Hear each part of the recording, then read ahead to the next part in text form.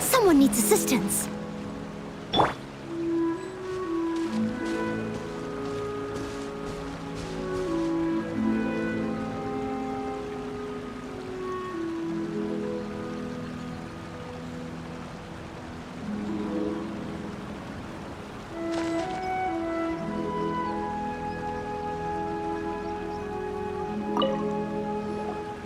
Hey, Gaming! Want to team up? Huh? I have to participate? I thought I'd be done for the day after adjusting the dye formula. You're that unenthused by kite making, huh? That doesn't seem like you. No, it's not that. It's just... it would take too long to explain. I guess I'll just make one then. What shape should we go with? How about a butterfly?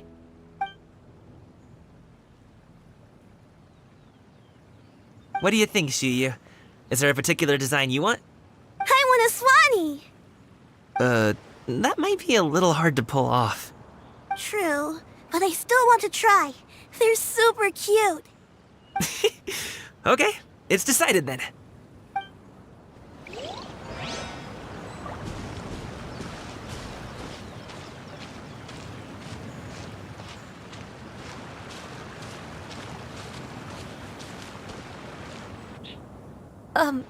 Shenhe, it would be great if you could refrain from putting things on my horns from now on. They're really quite sensitive. I see. My apologies. I shall remember that in the future. Thank you. No harm done. Good. Could I touch them just once more, though? No oil or anything this time. I've just always wondered what Miss Ganyu's horns feel like. Huh? Please, I told you. Just call me Ganyu. Well, all right. Just be gentle. Firm to the touch with no discernible temperature. Oh, not unlike certain medicinal plants I've eaten before. Oh, still, Ganyu appears to be shaking like a cat whose whiskers have just been touched. I should stop. I see. Then I'll apply the oil to your forehead next time. Oh, no need. I'll just refrain from taking afternoon naps outdoors. Anyway, we should probably get started on our kite. It won't be long before Cloud Retainer comes to check on our progress. Perhaps we should just choose the most traditional style. Okay. Well, they seem to be getting along swimmingly. Let's not disturb them.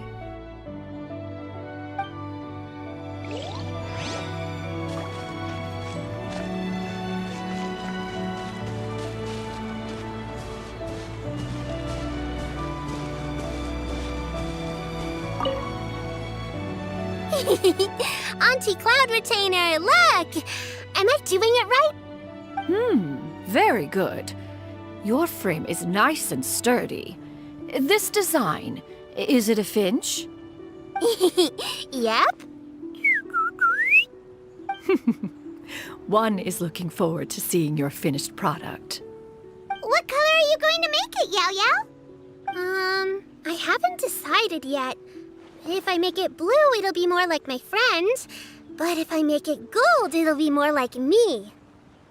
If you are asking for one's own opinion, one would advise choosing gold. When giving a gift, the key consideration is the recipient's feelings, is it not? One imagines your friend would much prefer a kite that reminds them of you. Oh, hey, I never told you the kite was for Chi-Chi. How did you know? With age comes wisdom, child. One simply has a way of knowing things. Oh, cool. Thanks, Auntie Cloud Retainer. I'm gonna start painting it gold right now. Good. One will watch. You two seem strangely unoccupied. One was under the impression that one was supposed to be doing the relaxing. Is your kite finished? Oh, we actually haven't started yet, but we're going to start, right now. We should get started on our kite now. Let's go.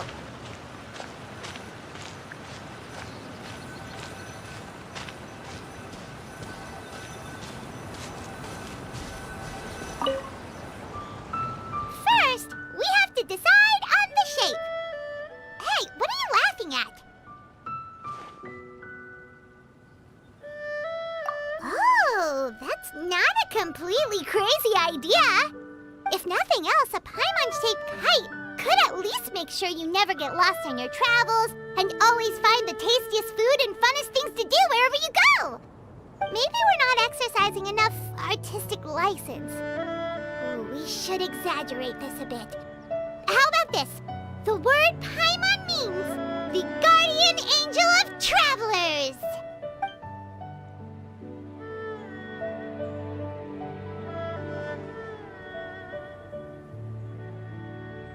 Now, what expression should we give her, since the kite is going to be flying super high in the sky?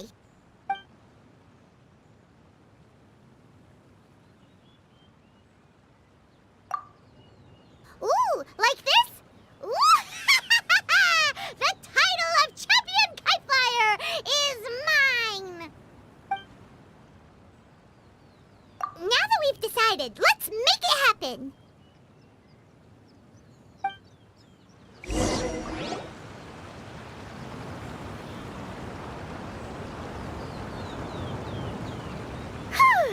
It's done!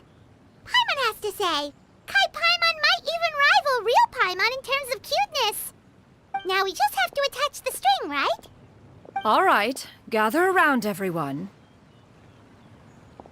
Oh, Shenyun's calling us!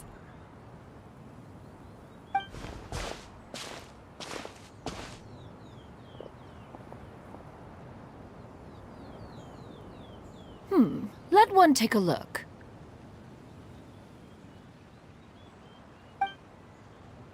Wow! Ganyu and Shenhe made a scissor-tailed swallow. It's so pretty. Yep. The coloring makes it look a lot like Master. If the tail wasn't split in two like that, it might even be a spitting image. If you look closely, there are a few spots where the colors go outside the lines. Did you doze off while painting it, Ganyu? I did the painting.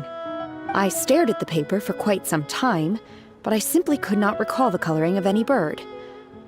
Except Master. Or should I say that I'm too familiar with her crane form? Even when she stands before us in human form, all I can see is blue and white.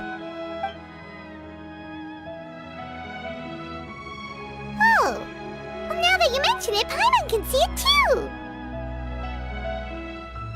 Exactly. So I simply closed my eyes and painted from memory. No way. You can paint with your eyes closed? Wow, the disciples of Adepti really are something. You are most filial, Shenhe. One is flattered by the likeness. The Swanee that Gaming and Shuyu made looks very majestic. I'm sure it'll look even more impressive as it soars through the sky. The eyes and ears glow in the dark, so you're sure to see it at night. Your golden finch is cute too, Yao Yao. It's all thanks to Auntie Cloud Retainer's guidance. What about your kite, Traveler?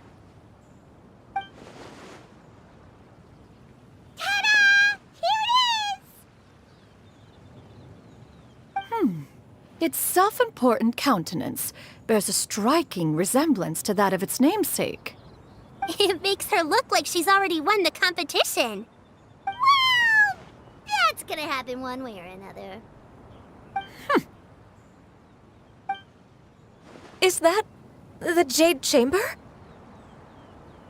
Oh?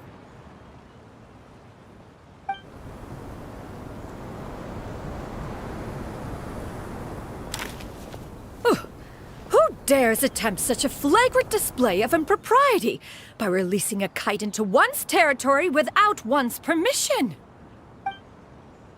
Oh, and to do so by making use of this crude piece of mortal machinery. One simply must know who it is that possesses such impertinence. Continue attaching the strings, everyone. One will be but a moment. Cloud Retainer! Traveler, Paimon, could I trouble you to go after Cloud Retainer? Master's going to be okay, right? I'm more worried about the person who released the kite. There's wind up ahead! Looks like we can glide over!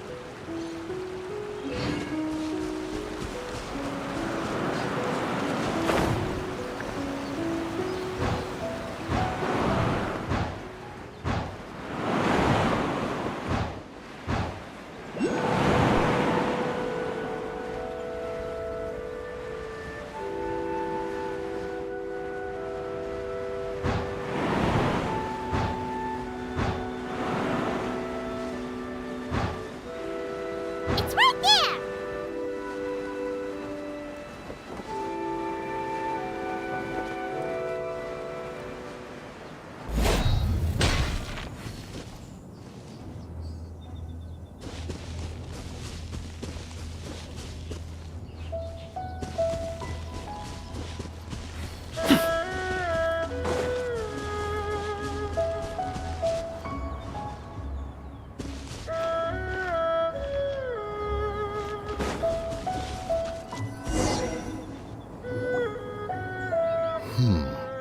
This Fontanian device of mechanical motion is quite curious indeed. Now is hardly an opportune time for your musings. Someone among us was not sufficiently attentive, and now the kite has vanished. Calm yourself. Do you have any recollection of its last location? One believes it drifted in the direction of Mount Outsong. Perhaps it is mere happenstance, but one feels a certain sense of dread at the thought. Your concern is misplaced, surely. Cloud Retainer is either in the city looking after her disciples, or secluded in her abode attending to her research. She will not notice that kite. On the subject of said kite, however, one simply must remark on the genius of its windless lift technology. One cannot help but surmise that its ingenuity rivals that of Cloud Retainer's creations. Still thy tongue. If Cloud Retainer were to hear you profess such a thing, we can both say farewell to any further use of the Supreme Cuisine Machine. One presumes that this kite belongs to you. Huh? Regard the situation with which we are now confronted. This is all your fault. One's fault. One seems to recall that releasing the kite was no solitary endeavor. Say something, Mountain Shaper. Surely you can think of something to appease her. Further explanation shall only fan the flames of her wrath. It would be better to stay silent and retire at the earliest opportunity. We can hardly avoid her forever. That may suffice during Lantern Rite. But what about the Moon Chase Festival? Sooner or later, she will discover our true identity. Hello? Go retrieve the kite. Absolutely not. You retrieve it. That is not our kite. Oh, so an adeptus such as oneself is mistaken then? Ah, you're an Adeptus? Please forgive us for any impropriety. I truly possess no inkling of who could have released a kite into your esteemed domain. Pray, who could be responsible for such wanton behavior? Verily, verily, we were but delighting in the surrounding scenery. This locale is home to such exquisite... mint! Well, and if that's all, then we'll just be on our way. We finally caught up. You sure do fly fast in your illuminated bird form, Shinyan. Mooncarver? Mountain Shaper? What are you doing here? You! Okay, now Paimon's getting a weird vibe. Did she say something wrong? It is of no consequence. Long has one seen through their disguises. One was simply curious as to how long they would keep up the act. Then you are not angry? How could one feel anger at the sight of two old friends enjoying themselves? One is also well aware of how enticing these city novelties can be. We were simply consumed by a fit of festive spirit. Seldom do we get the opportunity to partake in the delights of the times. However, we are far from being as adept as you in matters that require a deftness of hand. No worthy kite could be born of our own making. Thus, we could only take the convenient route, so to speak. Your prowess in mechanics is unparalleled, Cloud Retainer. You wield the wind and waves themselves. Your singular talent stands unmatched across the land. Of this, we are well aware. One has guests to attend to. We will have to convene again some other time. Traveler, Paimon, do try to keep up. We're leaving already? Oh, all this flying from place to place is wearing Paimon out.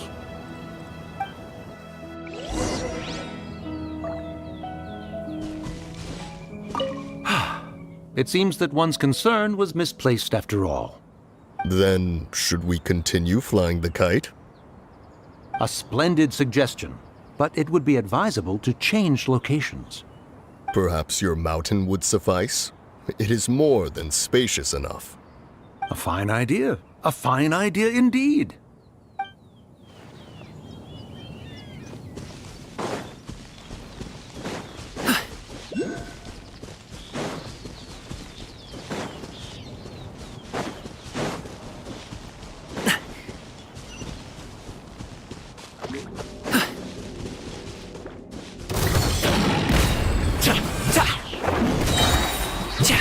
Up to it, Manzai!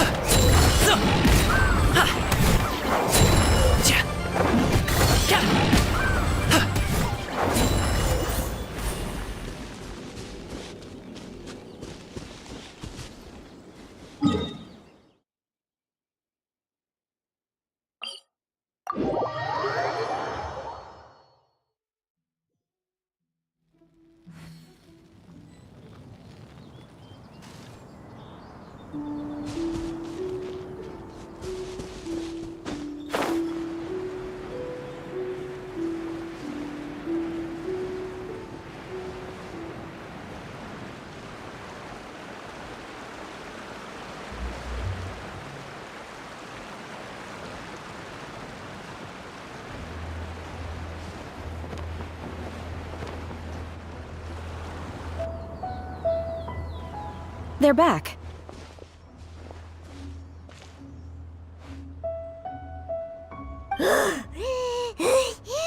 Paimon's pooped.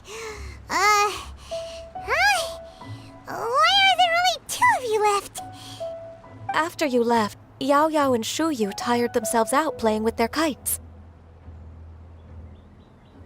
Gao Ming offered to escort them home. Before he left, he said something that I don't quite understand. Oh? What did he say? He said, a kite is always tied down no matter how far it flies or how high it soars. Its tether prevents it from ever truly flying free. He looked quite dejected as he said this. Now that you mention it, Gao Ming did seem to have a rather strange attitude towards kites. A reflection of himself.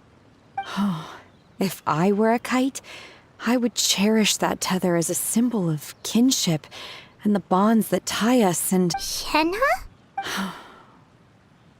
it may be an exceedingly slim and distant connection, but lose it, and you lose that which links you to home.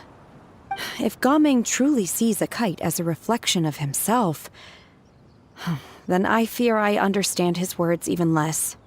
Well, people often have different points of view depending on their mindset and experiences, right?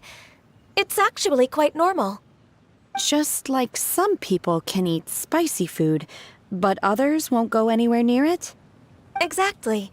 That's why tolerance and understanding are as important as they are. Tolerance and understanding? What brought about this conversation? Did one miss something? We were just chatting. You don't have to butt in on every little thing, you know. Where were you anyway? One was merely doing a bit of cooking. Night fast approaches. If you are otherwise unoccupied, one would entreat you to stay and eat before you depart. Oh, it's been so long since I've had the chance to enjoy your cooking, Cloud Retainer. Worry not. One has prepared a variety of meat and vegetable dishes. One is more than familiar with everyone's culinary proclivities. Shenhe, Ganyu, come with me. Whoa, what's with all the secrecy? You're not trying to play favorites, are you? If you're ready to serve the food, we can help too.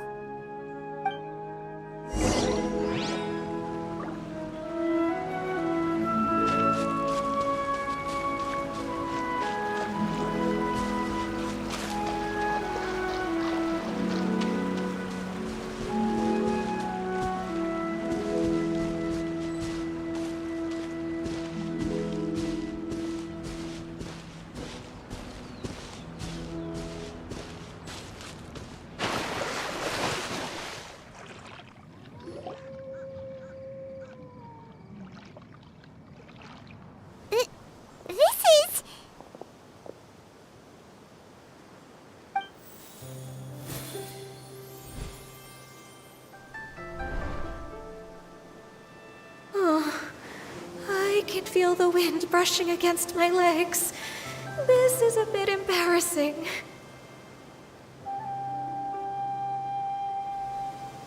Is the headpiece secure? I should have asked Cloud Retainer to check before I stepped outside.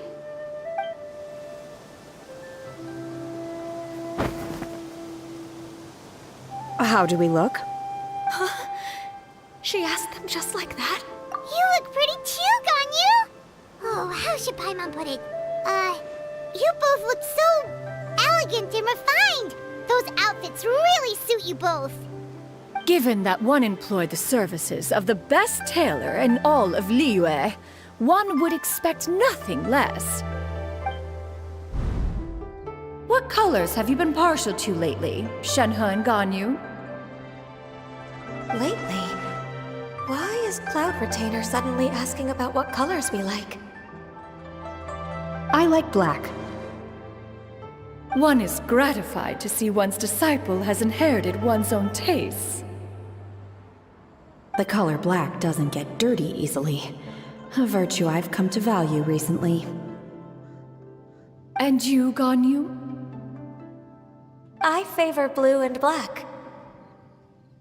And the material is sufficiently comfortable, yes? Yes, very.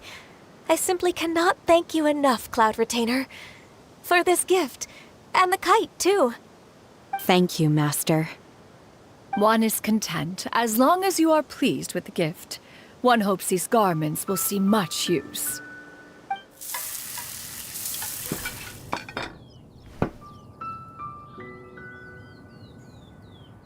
Seems like your supreme cuisine machine is just getting better and better, Xianyun! This golden crab's particularly good.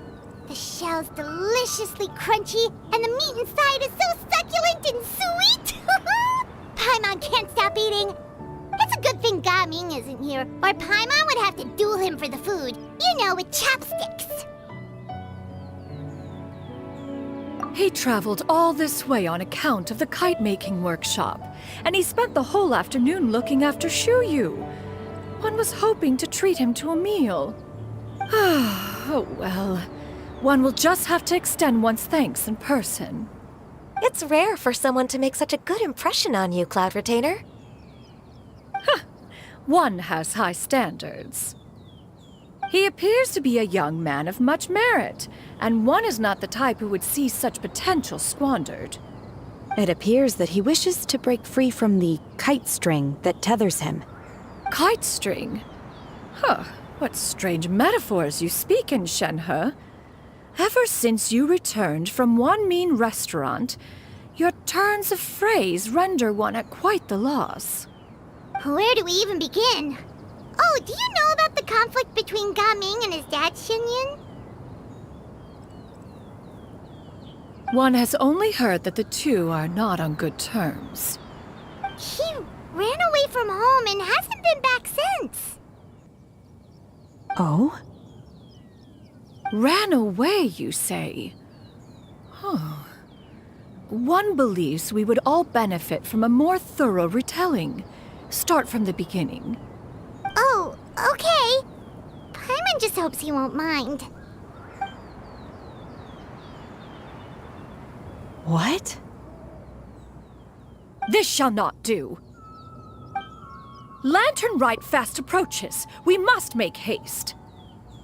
As one was contacting various tailors around Liyue, one could not help but be reminded of Menogias. He possessed a singular talent for clothing design.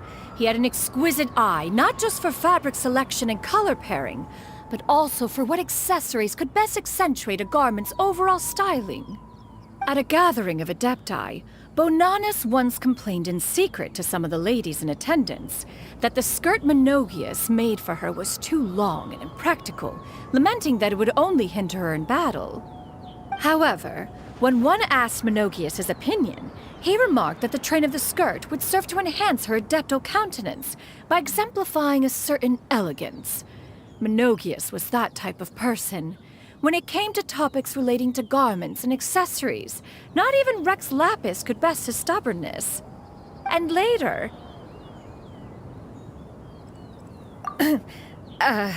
one seems to have strayed off topic. One means to say that Lantern Rite should be a day of reunion.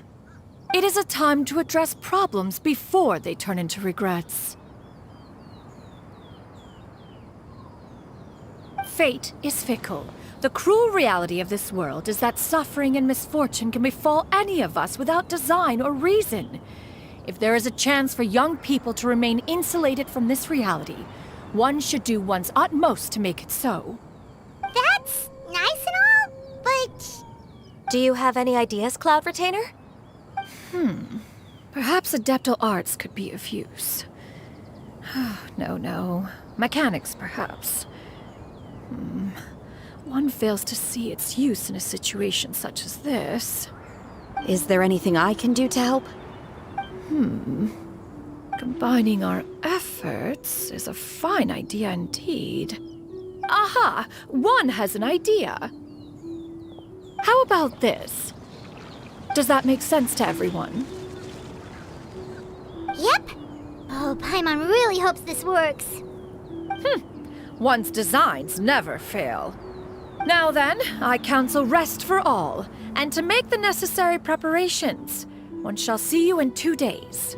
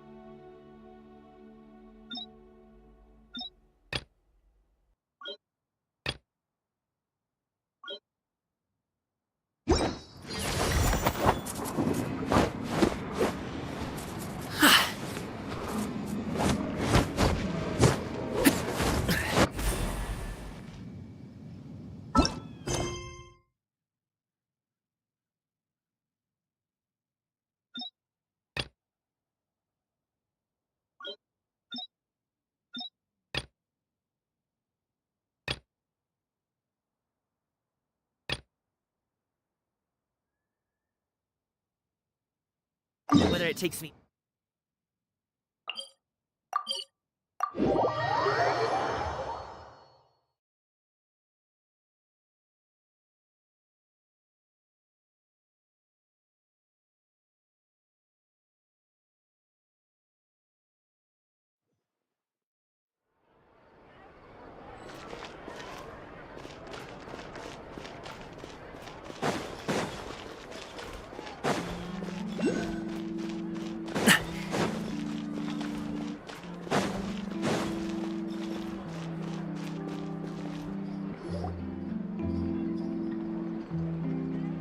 Huh? Isn't that Charlotte? Who's her friend and what are they chatting about? Be pleased with the cherry on top, Charlotte! Journalist extraordinaire! Please tell me you're joking! I read that a gang of criminals tricked the Gardamex by disguising themselves as blubber beasts. It's true, isn't it? It has to be! I've invested all my savings into graph adversarial technology and even taken out a sizable bank loan. I'm begging you like the beggiest beggar in all of begdom. I need you to calm down a little, Miss Lapine, Pauline. I admire your passion for your research, and I don't mean to dash your hopes for those, big-ticket orders. But I'm afraid I'm not joking. The Blubber Beast incident was a short story mailed to us by an anonymous amateur author, written in the style of a true story. It sounds like they're just discussing a story, but why does this Miss Lapine Pauline seem so distressed?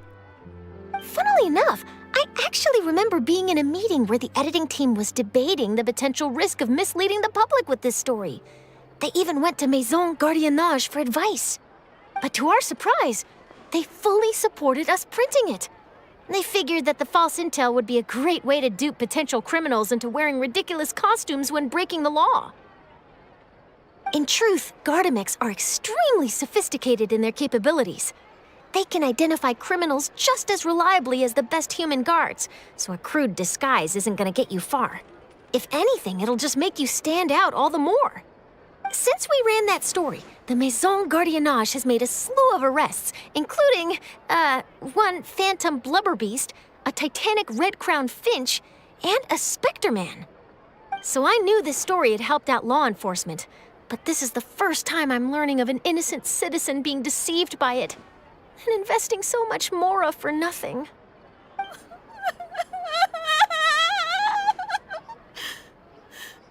Uh-oh. She really sounds like she's in pain. Paimon thinks we should just ask Charlotte what's going on. Hey, Charlotte! Traveler, Paimon, it's you! I was in the area taking some photos for a story when I got to talking to Miss Lapine Pauline about her research. She read an article in the Steenbird about a criminal who evaded Gardamex detection by disguising themselves as a blubber beast. Inspired by this story, she spent a lot of mora researching counter-criminal image recognition technology. Her aim was to improve Fontaine's public security by developing a device that could enhance Gardamex target recognition capabilities. She was hoping I could write an article to spread awareness about image recognition technology. She even paid me for the article and gave me one of her prototype devices before I could get a word in.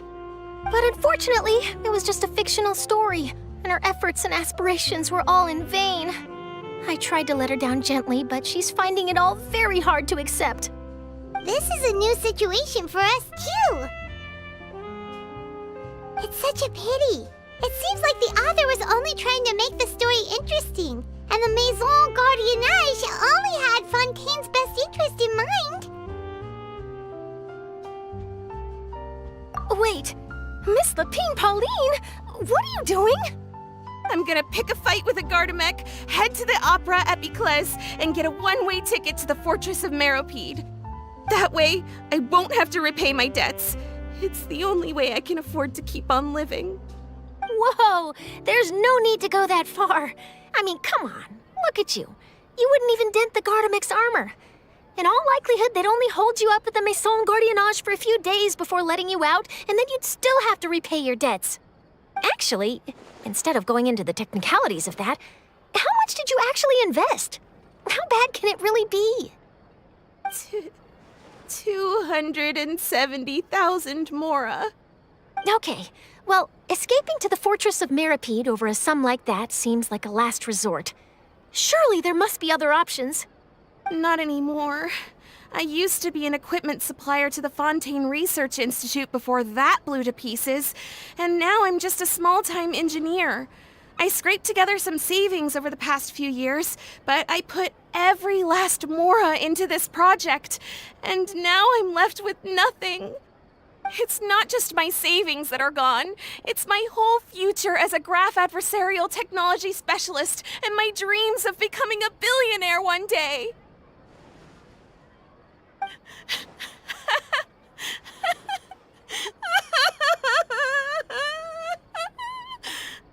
My life is over. Don't despair, Miss Lapine Pauline. I think I know a way for you to turn this around.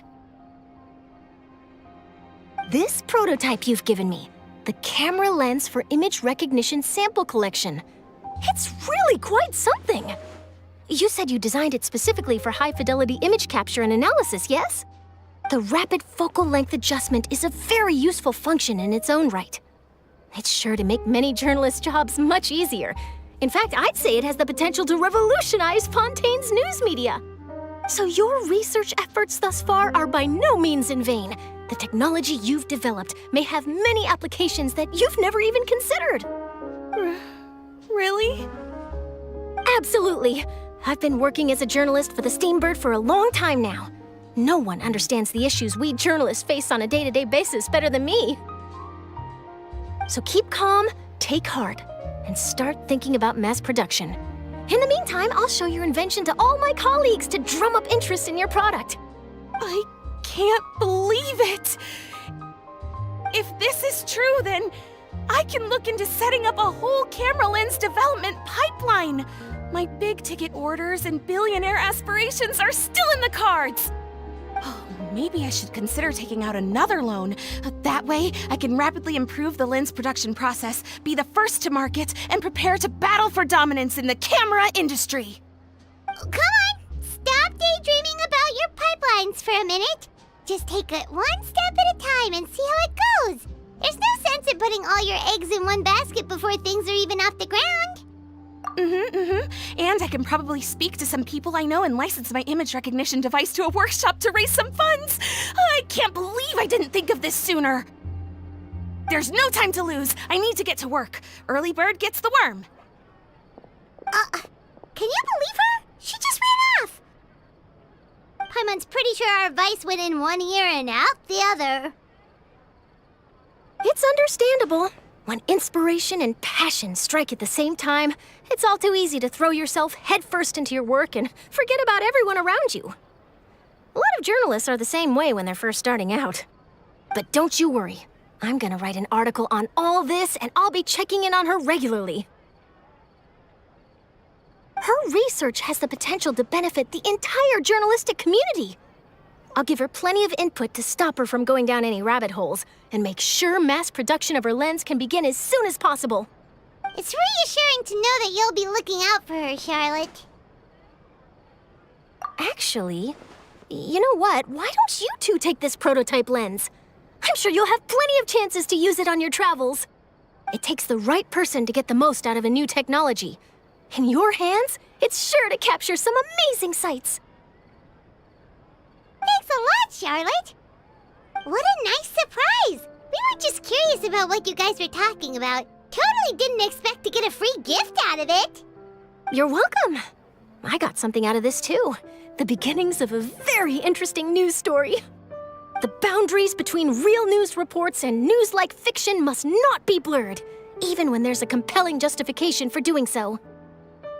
Yes, that's how I'll phrase it to the editors when I give them my feedback. Let's hope we don't mislead any more well-meaning citizens in the future.